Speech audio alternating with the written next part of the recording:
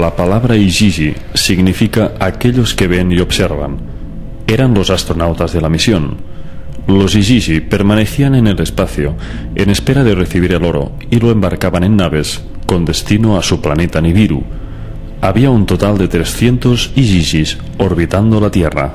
El investigador ruso Zechariy Sitchin se dio cuenta de que todas esas ciudades estaban estratégicamente configuradas como centros para recibir lo que podríamos llamar transbordadores espaciales.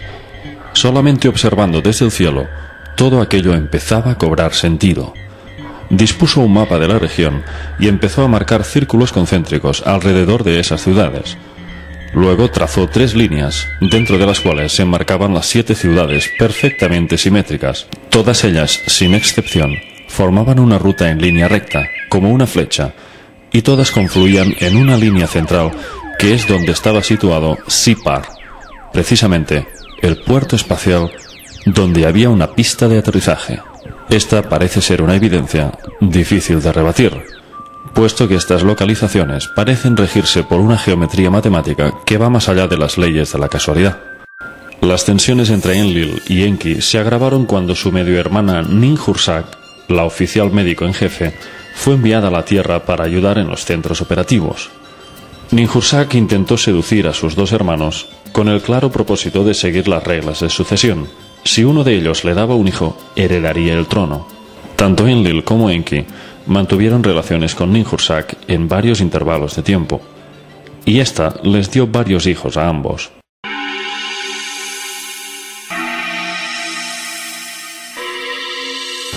Mientras Enki seguía al mando de las extracciones de oro en las minas del Apsu africano, los mineros empezaron a comunicarle su descontento por las pésimas condiciones que tenían que sufrir bajo aquellas asfixiantes minas.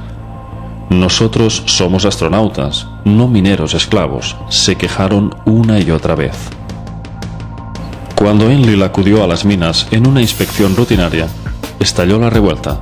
Los mineros Anunnaki organizaron un motín, quemaron sus herramientas y se dirigieron en tropel hacia la casa de Enlil. Se desató una violenta reprimenda y todos gritaron que ya no volverían a las minas.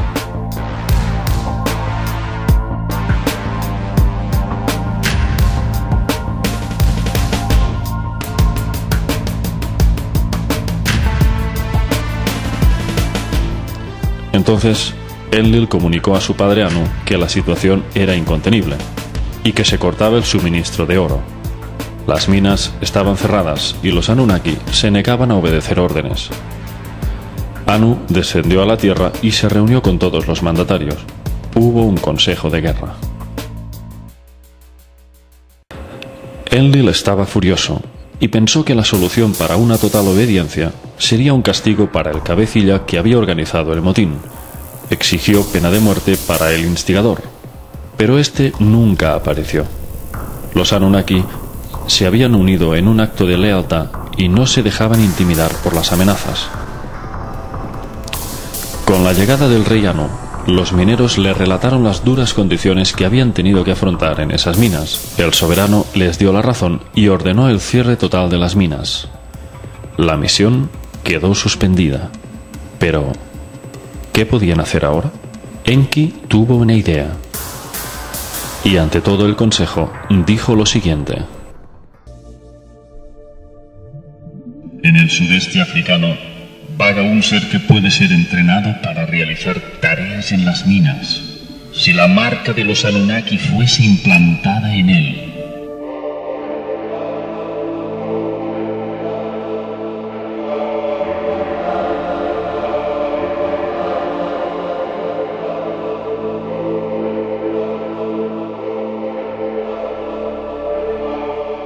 Enki se estaba refiriendo al Homo erectus. Enki proponía crear un híbrido realizando un cruce de genes de ambas especies. Se había propuesto desafiar la evolución natural y alterar las leyes de la vida con un experimento cuyas consecuencias no podían prever en aquel momento.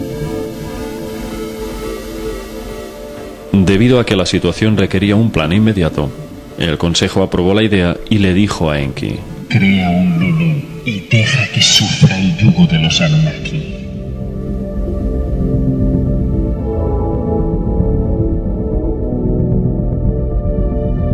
Se marcaron un plazo de tiempo, así que el proceso debió de ser rápido. Con la intervención de Ninhursag y sus elevados conocimientos como genetista, se puso a trabajar al lado de su hermano Enki.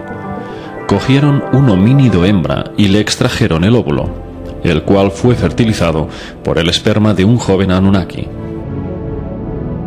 Una vez el huevo estaba inseminado, lo volvieron a reimplantar, pero no en la mujer mono, sino en el útero de una hembra Anunnaki.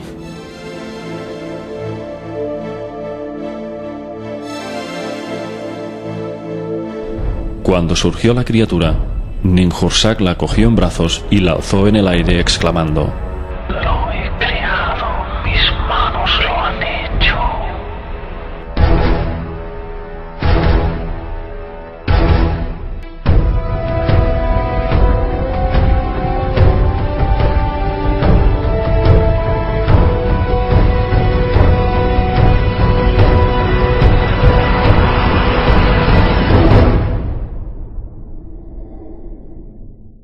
Repitieron el procedimiento implantando más óvulos en los úteros de las llamadas diosas procreadoras.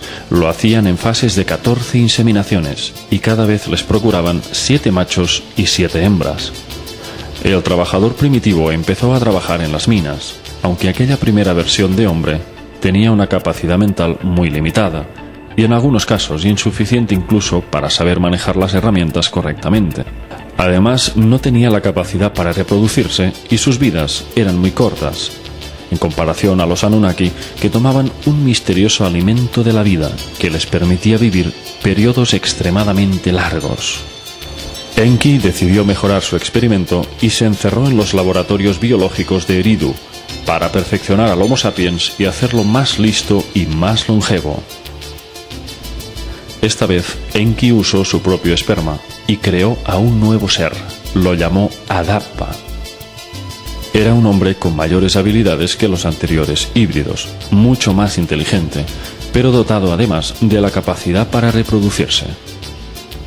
Aquello fue un insulto para Enlil, pues consideraba que Enki había violado todas las leyes, ya que se le había autorizado para crear esclavos de mano de obra, no seres capaces de procrearse.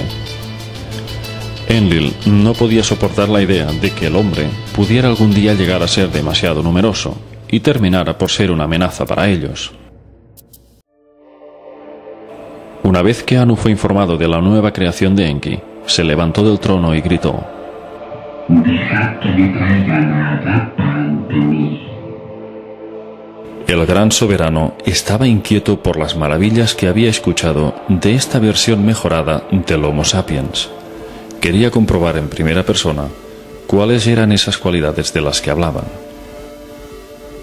Una nave espacial estaba dispuesta para embarcar a Adapa hacia Nibiru, pero antes del viaje, Enki tuvo miedo de que intentaran exterminar a su criatura y le advirtió con estas palabras: Adapa, tú irás ante la presencia de Anu, el gobernante. El camino al cielo tomarás. El rostro bondadoso de Anu ellos te mostrarán. Mientras te pones delante de Anu, cuando ellos te ofrezcan el pan de la muerte, tú no deberás comerlo. Cuando ellos te ofrezcan el agua de la muerte, tú no deberás beberla. Cuando Adapa llegó a Nibiru y se postró frente al soberano, éste quedó impresionado por su inteligencia. Recitaba versos y poesías que Enki le había enseñado. Anu estaba asombrado. No podía creer que aquel ser primitivo tuviera una mente tan desarrollada. Entonces, cuando Adapa terminó de hablar, Anu se dirigió a sus consejeros y les preguntó qué debían hacer con él. Y tomaron un veredicto. Fascinados por sus encantos, querían que Adapa se quedara en Nibiru. De modo que le ofrecieron el agua y el pan de la vida, lo cual le daría la inmortalidad para permanecer con ellos en su mundo. Pero una vez le sirvieron el pan y el agua, Adapa rechazó tomarlo, siguiendo el consejo de Enki. Así fue como Adapa regresó de nuevo a la tierra sin haber sido obsequiado con la vida eterna.